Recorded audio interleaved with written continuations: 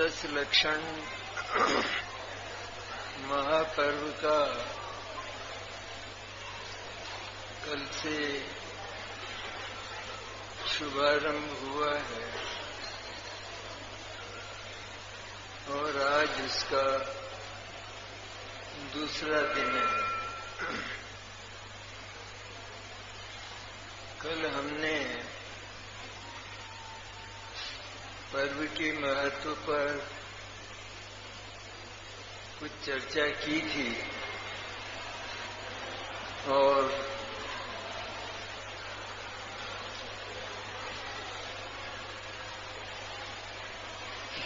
कुछ चर्चा यह भी की थी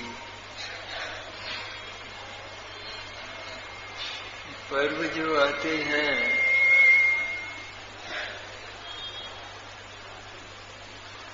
लोकोत्तर त्योहार हैं, लौकिक त्योहार नहीं है। जैसे लौकिक त्योहारों में व्यंजन बनते हैं, पकवान बनते हैं, तो लोकोत्तर त्योहार में पकवान नहीं बनने चाहिए। लेकिन यह है हमारे अनुभव का विषय है कि धर्म के, वास्तविक धर्म के ये 10 दिन बीत जाने पर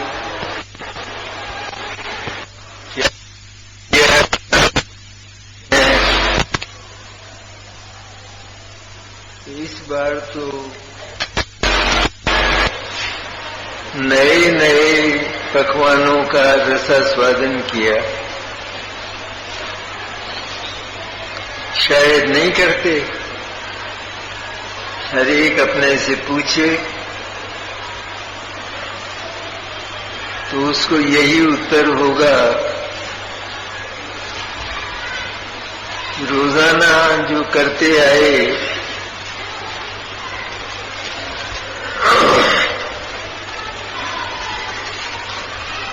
दया, दान, पूजा आदि पाप को छोड़कर वो तो सब हमने किया, लेकिन कोई नया मधुर स्वाद सारे जगत से विलक्षण स्वाद नहीं आया, तो फिर त्योहार कहाँ मना। इसलिए 10 लक्षण के लोकोत्तर त्योहार को मनाने के लिए हम जो विधि विधान करते आए हैं ये तो करें, लेकिन पवित्र और कोमल भाव पूर्वक करें। यद्यपि वो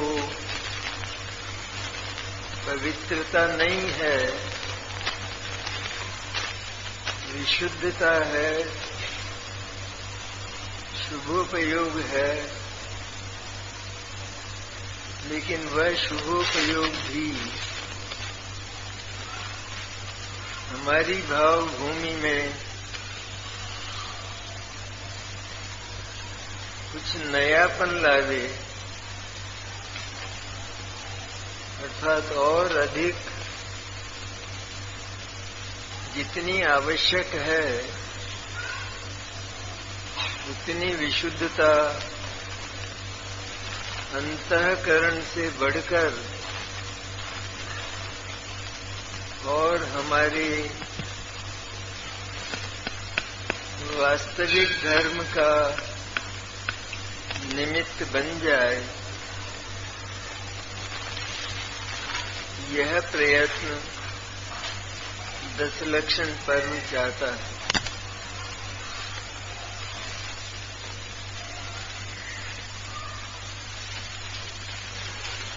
एक व्यवसाय है मुक्ति का, ये बिजनेस है, बिजनेस। लेकिन मुक्ति का व्यवसाय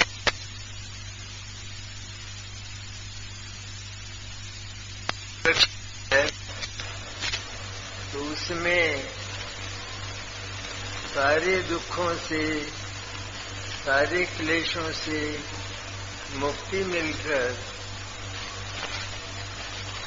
स्थायी परम आनंद की उपलब्धि हो, ऐसा यदि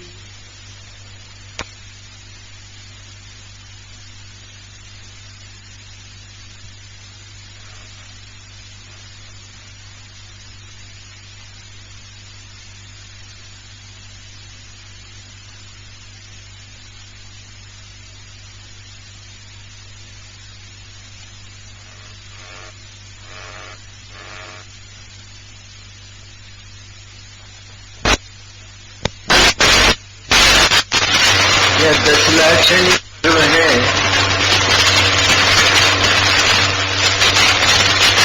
सुनने लायक है ना बात। नए नए लोग बहुत हैं और 100% लोग 10 लक्षण पर्व का भी न लेकर इसे पर्यूषण के नाम से पुकारते हैं। इसका अर्थ क्या हुआ? सचमुच देखा जाए कि वास्तविक मुक्ति पथ का उद्घाटन करने वाला और मुक्ति देने वाला विश्व में अगर कोई धर्म है तो वह धर्म दर्शन है। कई लोग ये भी कह सकते हैं कि अपने अपने गीत गाते हैं। दुनिया में बहुत धर्म और बहुत दर्शन है, क्या वे सब झूठे हैं? हम ना नहीं करते, हम तो सत्य का अनुसंधान करते और सत्य की उपलब्धि हो जाने पर शेष जितना कुछ है वह असत्य में गर्भित हो ही जाता है, क्योंकि सत्य तो केवल एक ही होता है। त्रैकालिक काला बाधित एक रूप होता है, उसमें कभी परिवर्तन नहीं होता।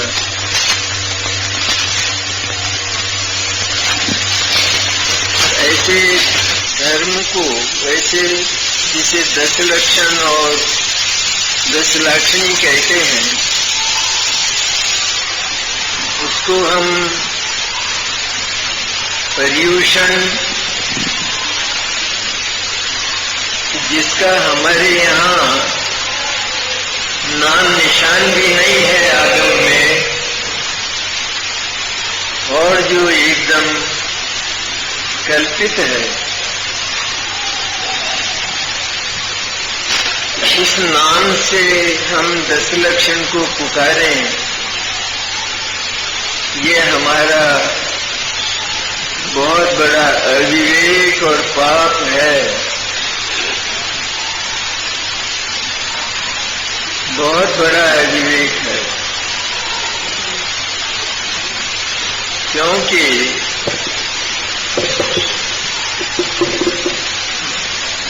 दिगंबर दर्शन है, सर्वज्ञ और वीतराग का दर्शन है।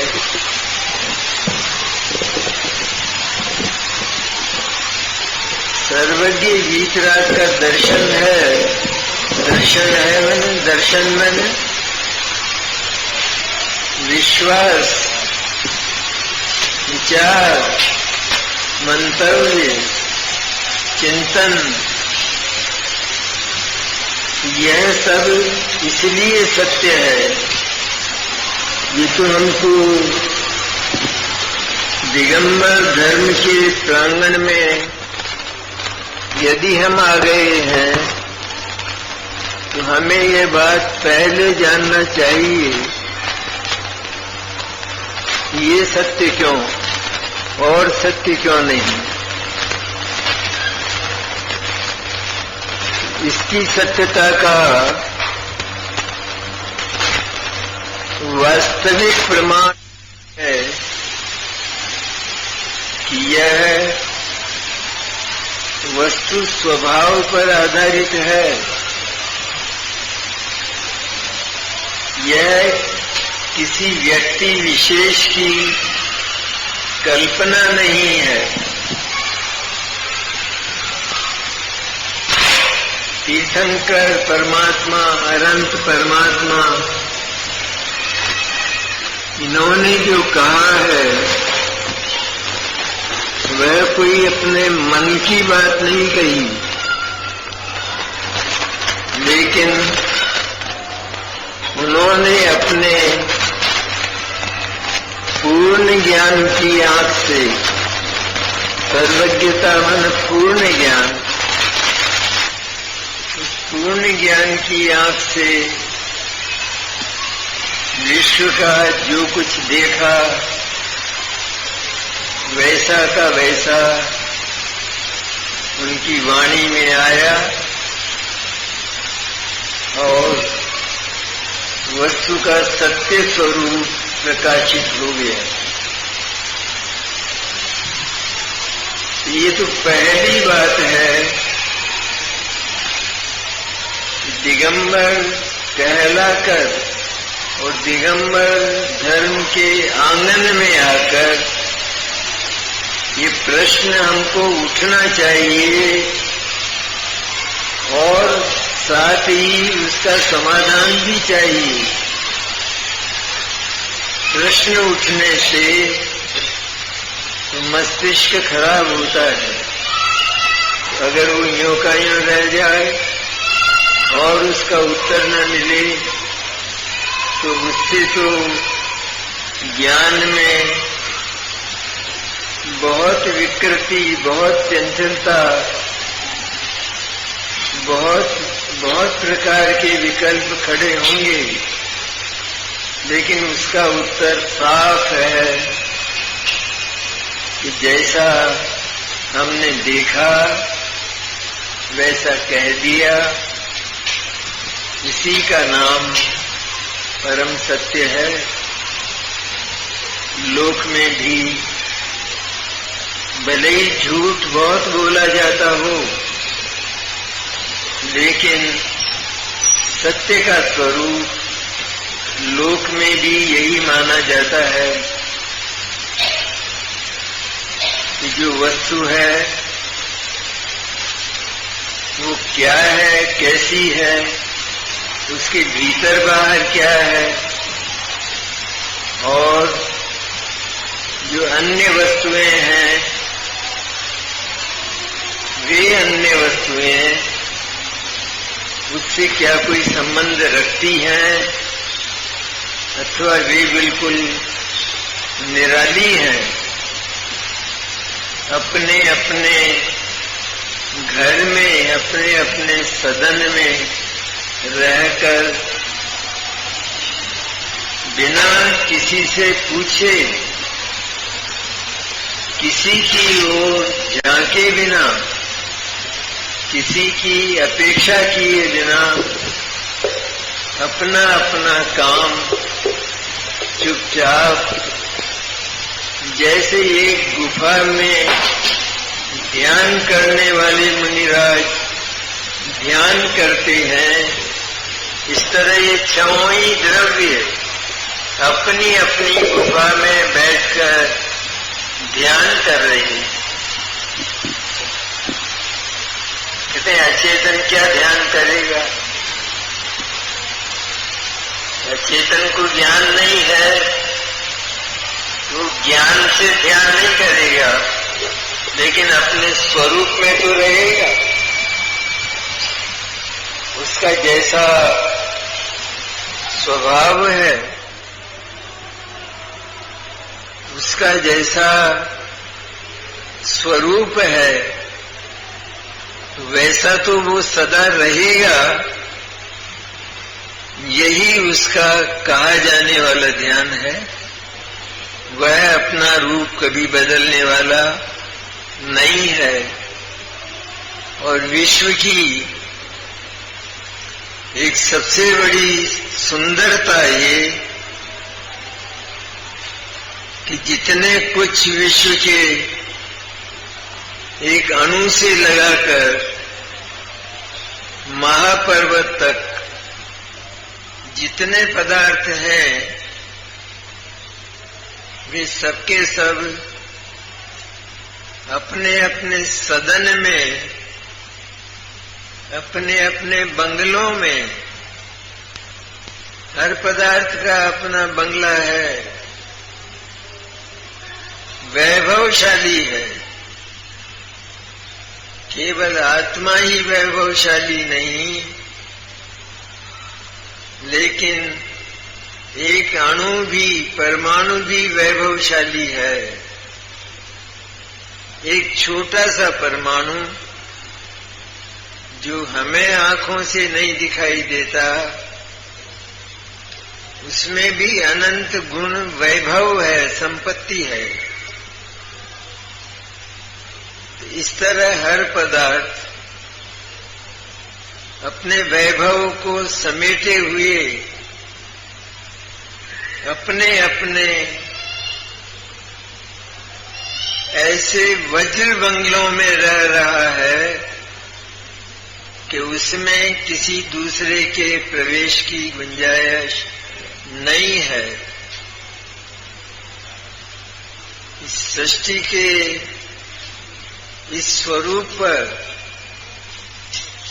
जब हम विचार करते हैं तो हमारा मन प्रफुल्लित हो जाता है। कितना सुंदर है इस सृष्टि का स्वरूप, कितना सुंदर है। झगड़ालू केवल एक तत्व है 6 द्रव्यों में, वह भी ज्ञान वाला आत्मा, वो झगड़ालू है। यद्यपि विश्व में, सारी सृष्टि में झगड़े के लिए कोई गुंजाइश नहीं है, क्योंकि आदान प्रदान का वहां पर विधान नहीं है। आदान प्रदान का विधान हो तब झगड़ा होता है, क्योंकि अपेक्षाएं होती हैं एक से दूसरे को। और ये विधान विश्व में नहीं है। एक नगर ऐसा हो जिसमें सारे ही लोग वैभवशाली हों और सम्राटों की तरह अपने अपने बंगले में रहते हों, और वहां का सम्राट भी बड़ा न्यायप्रिय हो, लेकिन उसे कभी न्याय करने का अवकाश ही नहीं आता, क्योंकि झगड़ा ही नहीं होता। हर व्यक्ति, हर परिवार वो अपने घर में संतुष्ट है और किसी से एक सुई मांगने का भी अवसर नहीं आता। तो कितना सुंदर होगा वो नगर। मन चकित हो जाता है उस व्यवस्था को देखकर। इसी प्रकार ये विश्व नगर, इस सृष्टि का नगर कि जो किसी का बनाया हुआ नहीं है, किसी ने बनाया नहीं, क्यों बनाए कैसे, बने कैसे? आखिर बनने के लिए भी बहुत बात चाहिए। सबसे पहली बात तो ये चाहिए कि किसी वस्तु के बनने के लिए उसका जो स्वरूप है, स्वभाव है, चेतन अथवा जड़, वो सामग्री होना चाहिए। और वो सामग्री हो तब वो बन सकता है। और सामग्री के बिना अगर ये सृष्टि बनी है, ये विश्व अगर बना है, तो वह बात गधे के सींग के समान असंभव है। क्यों है? उसका सारे ही दर्शनों में उसकी एक युक्ति है। सारे ही दर्शनों में, जैन दर्शन के अतिरिक्त भी जो दूसरे दर्शन हैं, उनमें यह बात स्वीकार की गई है कि सर्वथा असत का कभी जन्म नहीं होता, सर्वथा सत का कभी नाश नहीं होता। तो जो सर्वथा असत है, सृष्टि बनने से पहले जो सर्वथा असत है, वहां कुछ भी नहीं है, तो फिर उसकी उत्पत्ति हुई, यह बात कोई नासमझ से नासमझ आदमी भी स्वीकार नहीं कर सकता। कोई ये कहे कि आज हमारे घर हमने बहुत ही बढ़िया बादाम, पिस्ता, केसर, शक्कर और ऐसी कीमती चीजें, इन सब का प्रयोग करके खीर बनाई थी। तब उस व्यक्ति ने पूछा कि क्या क्या चीजें थी घर में। घर में कुछ नहीं था, लेकिन खीर ऐसी बनी कि कभी खाई नहीं। जैसे यह बात कोई स्वीकार नहीं कर सकता, क्योंकि अभाव में से भाव की उत्पत्ति नहीं होती, अभाव में से बीज ही नहीं है, तो वृक्ष कहां से पैदा होगा। तो इसी तरह सृष्टि से पूर्व यदि कुछ नहीं है, तो बनाने वाला कोई कैसा भी, और कुछ नहीं है तो फिर बनाने वाला भी नहीं है और बनने वाला भी नहीं है, तब कोई प्रश्न ही पैदा नहीं होता कि उसका कोई उत्पादन हो अथवा निर्माण हो।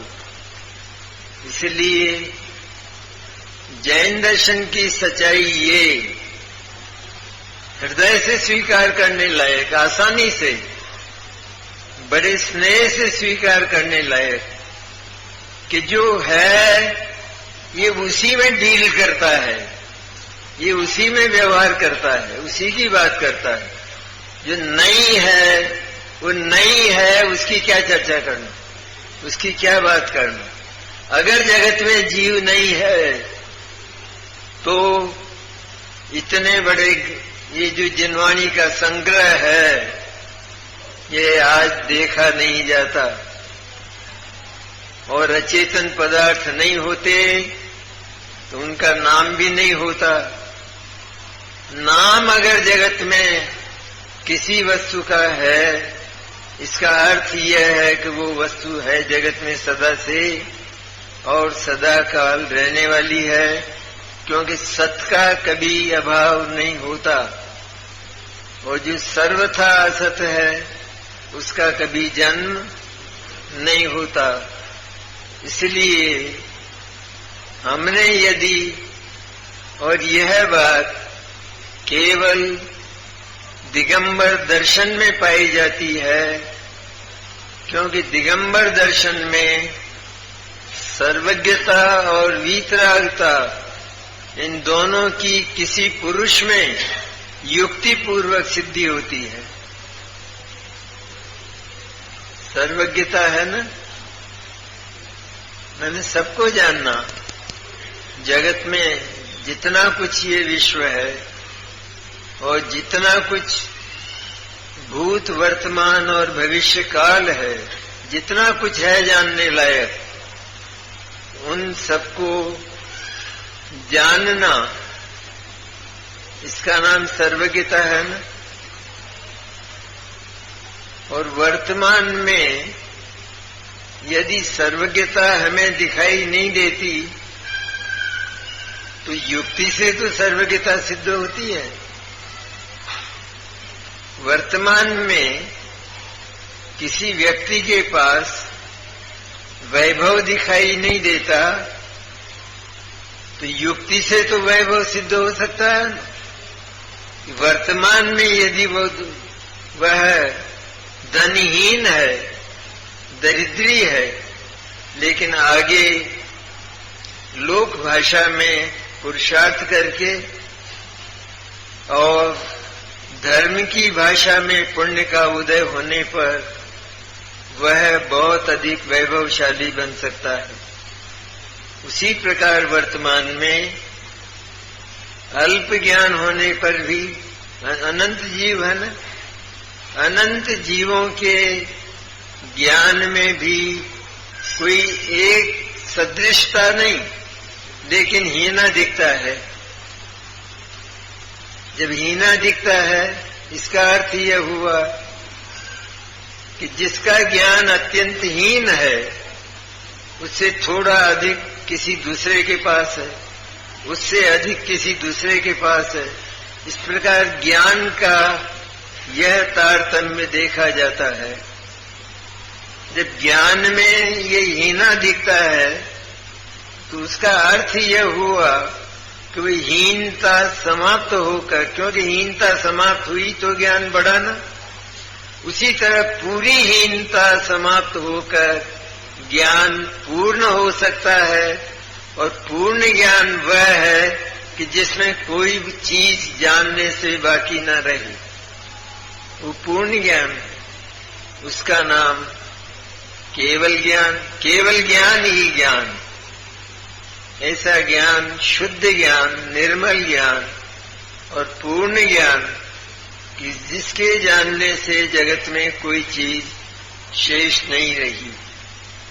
आज हमने अगर दूज का चंद्रमा देखा है और उसमें थोड़ा प्रकाश है, और कल तृतीया का चंद्रमा हुआ तो प्रकाश कुछ बढ़ा, तो हमने युक्ति से जान लिया, अनुमान से, हमने सत्य अनुमान से, झूठे से नहीं, अटकल से नहीं, तो सत्य युक्ति और सत्य अनुमान से जान लिया कि एक दिन बढ़ते बढ़ते यह प्रकाश पूर्ण हो जाएगा, और उसी का नाम पूर्णिमा कहते हैं।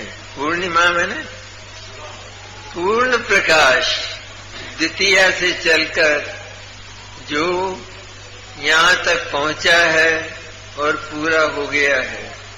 इसी तरह है केवल ज्ञान, उसकी सर्व बाधाएं जो मोह राग द्वेष हैं, उनको निरस्त हो जाने पर, उनका विनाश हो जाने पर वह ज्ञान एकदम बढ़ता है। शुद्ध ज्ञान वर्तमान में हमारे पास है, और वह शुद्ध ज्ञान जिस समय युक्ति, आगम और अनुमान के द्वारा सारे विश्व की व्यवस्था को और उसके साथ में अपने चैतन्य तत्व की व्यवस्था को, उसके स्वरूप को पूरी तरह जान लेता है, तो वह केवल ज्ञान का ताज पहनकर केवल ज्ञान का उत्तराधिकारी हो जाता है।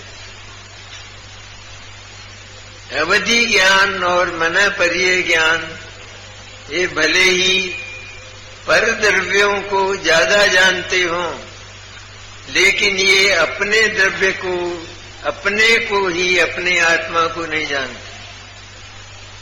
लेकिन श्रुत ज्ञान एक ऐसा शक्तिशाली ज्ञान है कि उसमें और केवल ज्ञान में आचार्य कोई अंतर ही नहीं मानते।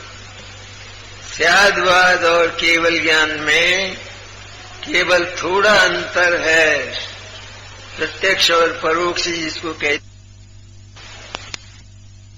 उसके द्वारा संपूर्ण जगत का पूरा स्वरूप जान लिया है। और ये भी जान लिया है कि चूंकि जगत की व्यवस्था इतनी सुंदर है, इतनी मनमोहक है कि उसमें सब सारे के सारे पदार्थ अपनी अपनी सीमा को न तोड़कर, और उनकी सीमाएं वज्र की बनी हैं, सीमाएं सील्ड हैं, उनमें किसी का प्रवेश नहीं है। और न यह पदार्थ जो अपनी सीमा के भीतर अपने बंगले में, वैभवशाली बंगले में अचेतन पदार्थ भी रहता है, वह भी अपनी सीमा को लांघकर दूसरे पदार्थ की सीमा में इसलिए नहीं जाता क्योंकि ये स्वयं पूर्ण वैभवशाली है। इसे किसी की आवश्यक, अचेतन बनने के लिए जितनी सामग्री चाहिए वो सारी सामग्री इसके पास है, इसलिए ये अपनी सीमा को लांघकर किसी दूसरे की सीमा में जाने का अवसर कभी तलाश नहीं करता और अचेतन बनकर मस्त रहता है, अचेतन भी। तो क्या ये व्यवस्था चेतन पर लागू नहीं होती? और कितनी सुंदर है ये व्यवस्था। जैसे आजादी मिली भारतवर्ष को, तो आजादी का अर्थ तो यह था कि हर व्यक्ति, देश का हर नागरिक आजाद है। पर आजाद है इसका अर्थ यह हुआ कि अब उसको किसी की अधीनता नहीं है, पराधीनता नहीं है, क्योंकि पराधीनता में नितांत आकुलता ही आकुलता है। तो जब स्वाधीन हुआ तो बहुत हर्ष मनाया गया, और जिसने स्वाधीनता को नहीं सराहा, उसकी प्रशंसा नहीं की, उसके महत्व को नहीं समझा, उसने उस स्वाधीनता को बिगाड़ने के लिए अनाचार शुरू कर दिए। यही बात जीव तत्व के साथ हुई। विश्व की व्यवस्था इतनी मनमोहक और इतनी सुंदर होने पर भी एक ऐसे नगर की तरह जो बिल्कुल शांत और प्रशांत है, जहां किसी की आवाज सुनाई नहीं देती, ऐसा सुंदर नगर, उस नगर जैसी विश्व की व्यवस्था, उस विश्व की व्यवस्था में जब ज्ञानमय होते हुए, ज्ञान स्वरूप होते हुए भी उस ज्ञानी ने यह नहीं जाना कि इतनी सुंदर व्यवस्था में मैं हस्तक्षेप क्यों करूं, मुझे क्या चाहिए। अगर ये सारा जगत अपने अपने बंगले में वैभवशाली है, तो फिर मैं वैभवशाली क्यों नहीं हूं। कुदरत में ये पक्षपात कभी नहीं होता, क्योंकि कुदरत है ये तो, जैन दर्शन मन कुदरत का धर्म, सर्वज्ञ वीतराग का धर्म मन सर्वज्ञ वीतराग की मोनोपोली नहीं है।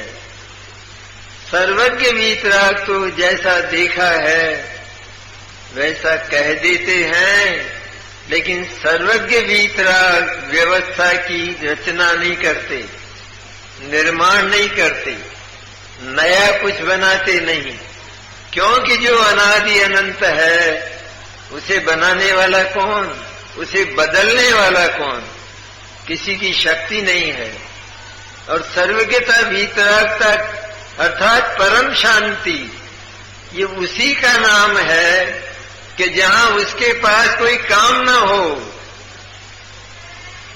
तभी है ना शांति। तो काम के भार सिर पर झूलते हों तो वहां पर कभी भी अनंत काल में शांति नहीं हो सकती। ज्ञान के पास और वीतराग भाव के पास, प्रथम तो वीतराग भाव ही बहुत कम जानते हैं लोग, अन्यत्र तो नाम निशान ही नहीं है। जैन दिगंबर जैन दर्शन के सिवाय वीतराग भाव का कहीं भी नाम निशान नहीं। लेकिन हम यहाँ लोक में प्रगट देखते हैं कि एक तो कोर्ट में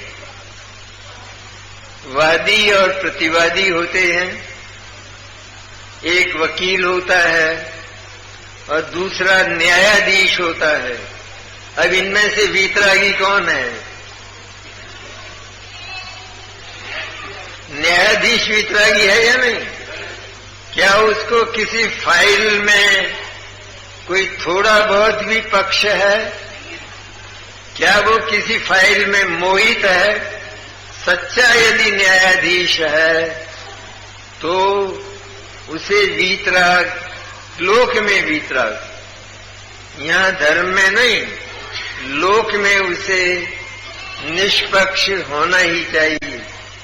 उसी तरह जो जीव नाम का तत्व है, यदि विश्व की इतनी सुंदर व्यवस्था है कि उसमें कुछ भी करने धरने की गुंजाइश नहीं है, तो फिर जीव को सर्वज्ञ और वीतराग होना ही चाहिए, क्योंकि उसके पास इतना धन है ज्ञान का और वीतरागता का कि उसे किसी से लाने की आवश्यकता नहीं है।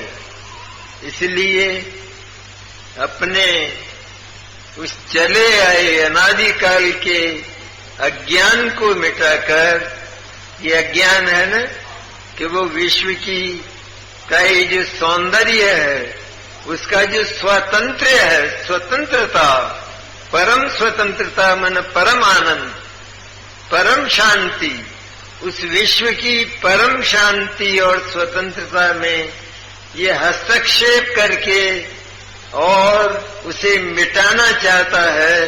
इससे बड़ा पाप और क्या हो सकता है? दूसरे की सीमा में प्रवेश करके उसकी सीमा को, उसके साम्राज्य को मिटाकर उसको हस्तगत करना चाहता है, उसको हड़पना चाहता है। इससे बड़ा पाप क्या हो सकता है? लोक में यह बात एक क्षण के लिए भी बर्दाश्त नहीं की जाती। क्यों नहीं की जाती? क्योंकि दो व्यक्तियों में अगर झगड़ा हो तो वह बात कोर्ट में निमट सकती है, लेकिन दो देशों में अपनी भूमि के संबंध में, एक इंच भी भूमि के संबंध में अगर दो राष्ट्रों में झगड़ा हो तो वह किसी कोर्ट में नहीं निपटाया जा सकता, उसके लिए महायुद्ध होगा। उसी तरह यहां भी यही झगड़ा है कि आत्मा अपने अज्ञान भाव से जो अन्य द्रव्यों के साथ अपना काल्पनिक ममत्व स्थापित करके, काल्पनिक अहम, कल्पना का अहम स्थापित करके और उन वस्तुओं की सीमा में जाना चाहता है, उनमें हस्तक्षेप करना चाहता है, और यह बात वो करना तो चाहता है। उसकी ये जो हरकतें हैं, उसकी ये जो चेष्टाएं हैं, ये अनादि से होती आ रही हैं, लेकिन इनमें से एक भी चेष्टा फलवती नहीं हुई। और यही सबसे बड़ा दर्द है आत्मा को। आत्मा की आकुलता क्या है? आत्मा की आकुलता ये नहीं कि उसे उसका मनचाहा पदार्थ जिसके साथ उसने अपना ममत्व स्थापित किया वो उसे नहीं मिला, यह नहीं। लेकिन आत्मा की आकुलता वास्तव में यही है कि वह जो करना चाहता है वो सार्थक होता ही नहीं। इसलिए जितनी भी वृत्तियां आत्मा की, जिनको मिथ्या दर्शन, मिथ्या ज्ञान, मिथ्या चारित्र, जो उसकी मूल शक्तियां हैं, उन मूल शक्तियों में इसने अपने विरुद्ध पुरुषार्थ, विपरीत पुरुषार्थ के कारण उनको अज्ञान से उनको उत्पन्न किया। कोई उत्पन्न करने वाला नहीं। अचेतन पदार्थ का रंच मात्र दोष नहीं है, लेकिन आत्मा ने स्वयं अपने अज्ञान से इन वृत्तियों को पैदा किया और पैदा करके स्वयं आकुलता का ढेर बनाया और प्रति समय आकुलित होता रहा। लेकिन ये वृत्तियां, तीनों प्रकार की मिथ्या वृत्तियां जो चाहती हैं, उनमें से एक कण भी इसे विश्व में से नहीं मिला। तो आकुलता होगी या नहीं होगी? घोर आकुलता होगी कि मेरा इतना प्रयत्न बिल्कुल व्यर्थ गया। अरे एक व्यक्ति यह कल्पना करके अथवा यह संकल्प करके आसमान की ओर मुंह करके खड़ा हो जाए और ये प्रतिज्ञा करे कि आज तो मैं इस आसमान को धरती पर उतार कर रहूंगा, तो ये चेष्टा उसकी कब सार्थक होगी? कभी भी सार्थक नहीं होगी। वह आकुलित होते होते तीव्र आकुलित होकर और अंत में मरण को प्राप्त हो जाएगा।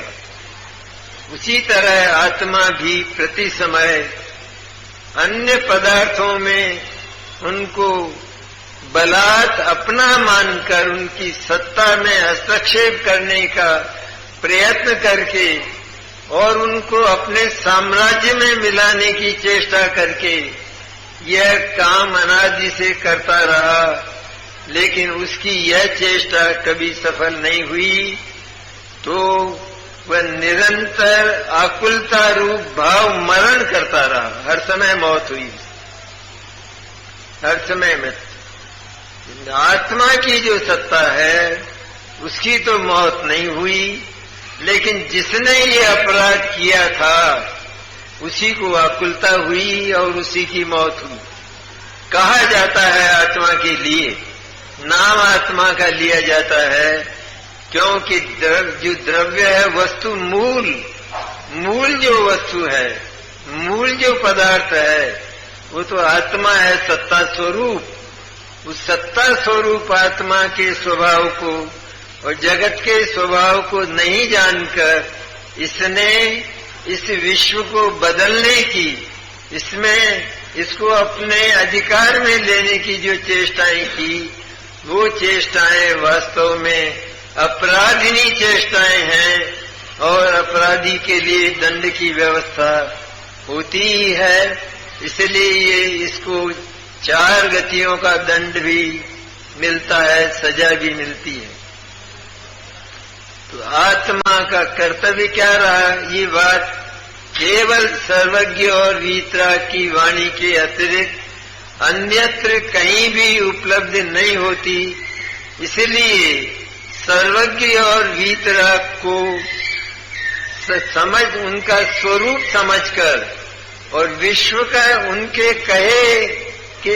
कहने के कथन के अनुसार इस विश्व का स्वरूप समझकर और उनसे भिन्न अपने आत्मा का, अपने चैतन्य का, अपने जीव तत्व का स्वरूप समझकर अपने ज्ञान को, अपने दर्शन को, अपने चारित्र को कि जो अन्य सीमाओं में प्रवेश की चेष्टा करते थे उनको लौटाकर, उनको अपनी ओर लौटाकर, अपने सन्मुख करके, अपने घर की ओर उनका मुंह करके, अपने सदन की ओर उनका मुंह करके और अपने घर में आकर विश्राम करना चाहिए।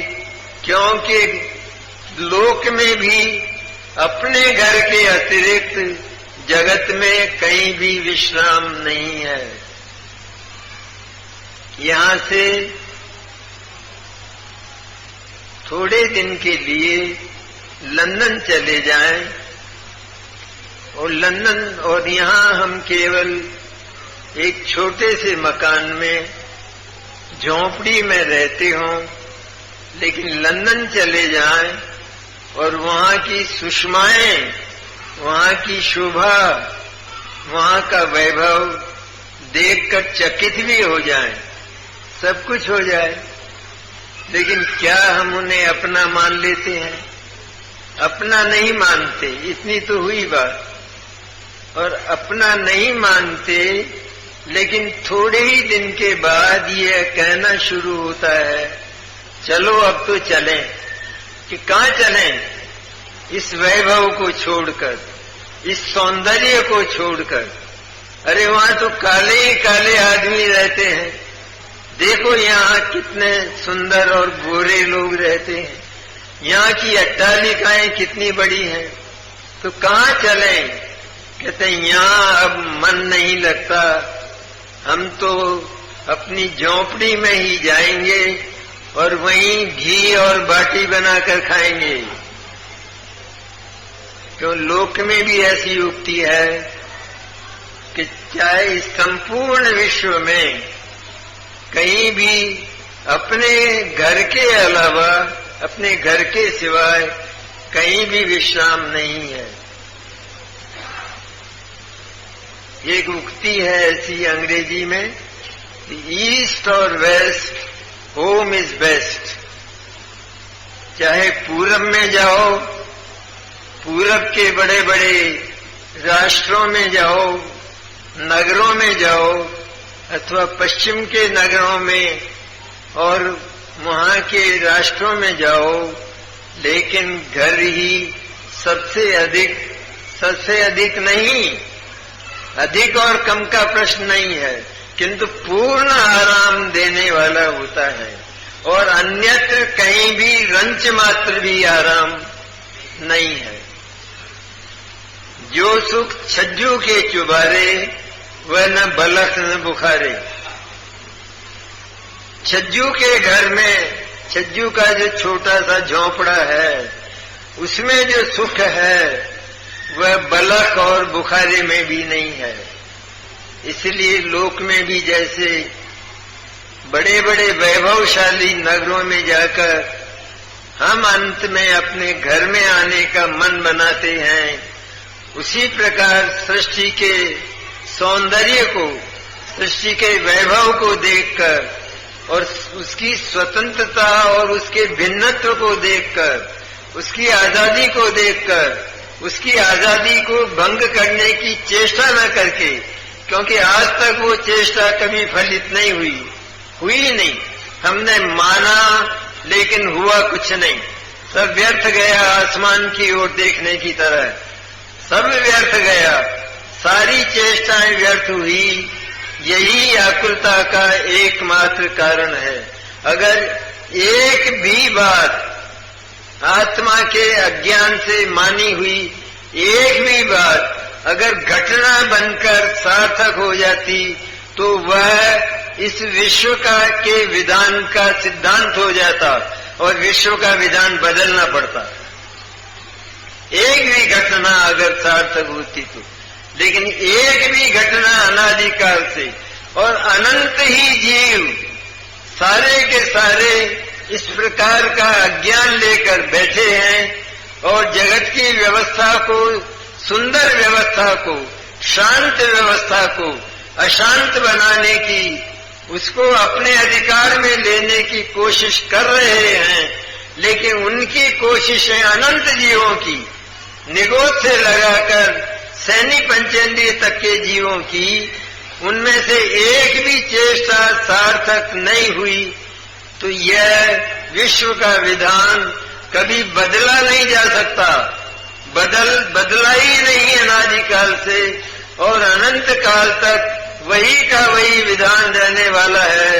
हार अज्ञानी की होगी, विश्व के विधान की, सर्वज्ञ और वीतराग के विधान की हमेशा विजय होगी, सदा ही विजय होगी। इसलिए यह जानकर ये पर्व है, पर्व तो बहुत ही मनमोहन सुंदर त्योहार होता है जिसमें नए नए पकवान खाने को मिलते हैं। सबसे सुंदर पकवान तो हमारे घर के ही होते हैं या हम मांग कर खाते हैं। क्या करते हैं? मांग कर तो नहीं खाते, इतना स्वाभिमान लोक में भी होता है।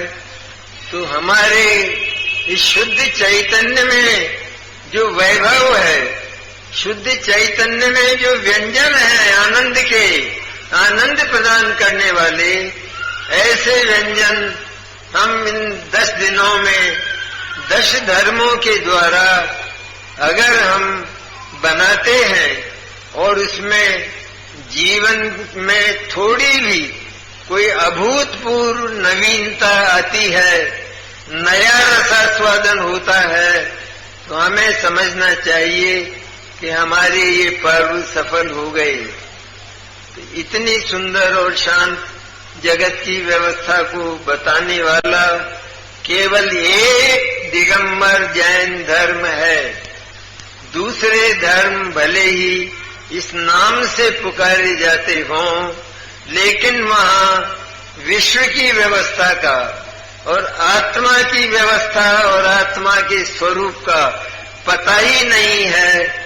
वे सारे के सारे धर्म केवल पुण्य परिणाम तक सीमित रहकर, शुभ भाव तक सीमित रहकर, उस शुभ भाव को ही मोक्ष का मार्ग मानते हैं, मुक्ति का मार्ग और शांति का मार्ग मानते हैं। और पुण्य भाव वो आत्मा के स्वरूप के, आत्मा के स्वभाव के, न केवल आत्मा के स्वभाव के बल्कि सृष्टि के, कुदरत के स्वभाव के। जैसे पाप वो कुदरत के स्वभाव के विरुद्ध है, क्योंकि जब सृष्टि इतनी शांत है कि उसमें सब अपनी अपनी सीमा में रहने वाले हैं और बाहर निकलकर कोई किसी को कष्ट देने वाला है ही नहीं, आज तक हुआ ही नहीं। आत्मा में भी नहीं हुई ये बात, क्योंकि आत्मा भी अपनी सीमा में रहकर ही, जैसे कोई व्यक्ति किसी के प्रति द्वेष होने पर उसे जीत तो नहीं सकता, उसे विजय नहीं पा सकता, लेकिन अपने घर में रहकर ही उसको गालियां देता है, मन ही मन गालियां देता है।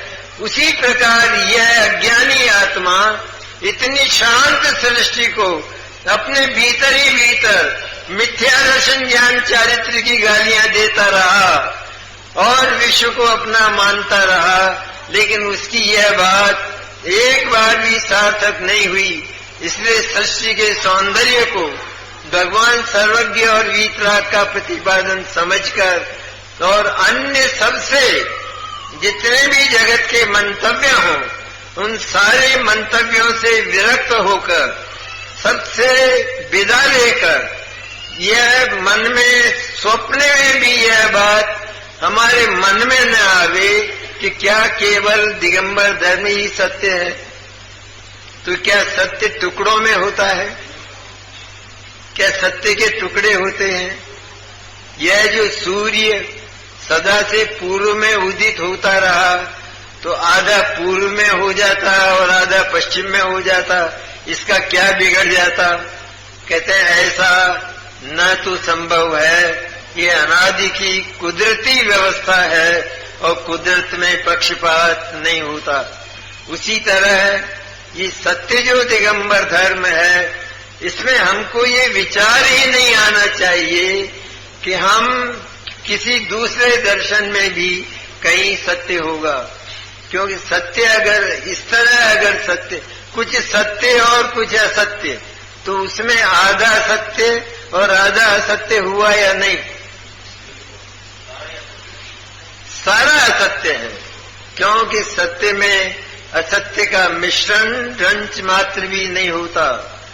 जैसे खीर में थोड़ा सा जहर डाल दिया जाए तो क्या वो खाने लायक होगी? उसी प्रकार सत्य में असत्य का थोड़ा भी मिश्रण हो तो कहते हैं जितना सत्य है उतना तो सत्य मानो। कहते हैं सारा चूकता 100% असत्य है।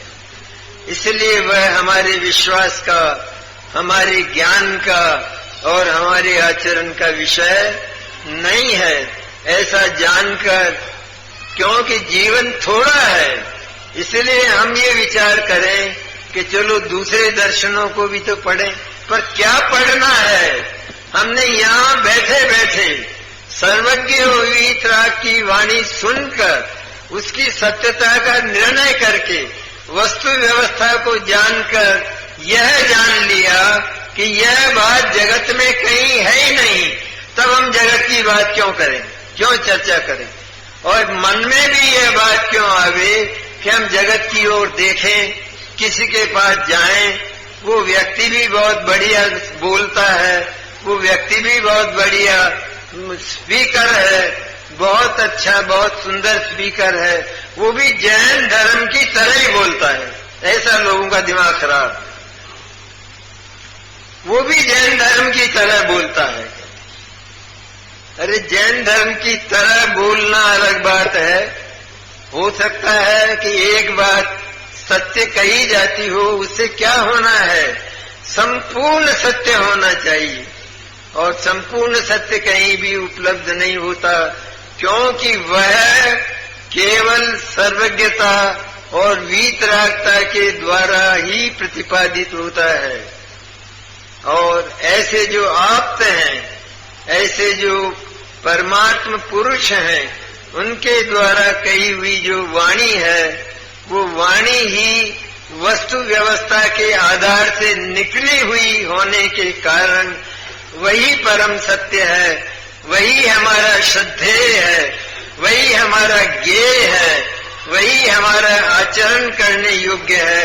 और जगत में हमें किसी की ओर झांकने तक की गुंजाइश नहीं है। ऐसी सुंदर सी जो स्वतंत्र व्यवस्था है, उस स्वतंत्र व्यवस्था में हमें किसी के घर में झांकने का बिल्कुल अधिकार नहीं, लेकिन आत्मा को केवल अपनी सीमा में ही, सीमा में तो है ही वो। ये जो मिथ्या दर्शन आदि की गालियां हैं, वो अपनी सीमा में रहकर ही बका करता है, लेकिन अपनी सीमा से बाहर आज तक निकला नहीं। तो अपनी सीमा में रहकर वह सर्वज्ञ वीतराग की वाणी के सत्य और उसके अनुसार वस्तु व्यवस्था को जानकर यह जाने कि मैं इस विश्व में अकेला वैभवशाली और सर्वश्रेष्ठ तत्व हूँ। मुझे न किसी को कुछ देना है, न किसी से कुछ मांगना है। इस प्रकार जानकर उस चैतन्य पर, उस जीव तत्व पर अपना विश्वास समर्पित करे, तो पर्व के सारे दिन हमारे धन्य और सफल हो सकते हैं।